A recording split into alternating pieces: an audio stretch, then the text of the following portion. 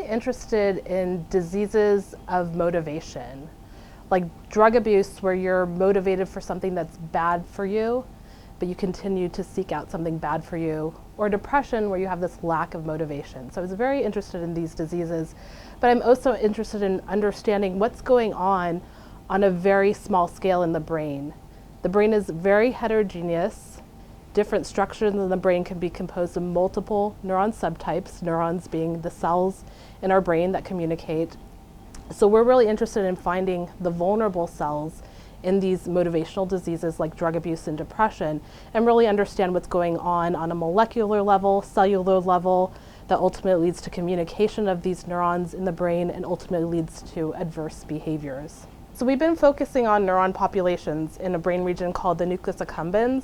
This is really your pleasure center of the brain, your reward center, that's really important for things like eating, social interaction, rewarding, things like that. But we know this area becomes dysfunctional in things like depression, where you have a lack of pleasure, you have lack of motivation. And this one gene that we're studying in this publication is something I found enriched in this one particular population of nucleus accumbens neurons. So this gene was already implicated in depression, and individuals with a mutation associated with the gene are susceptible to depression.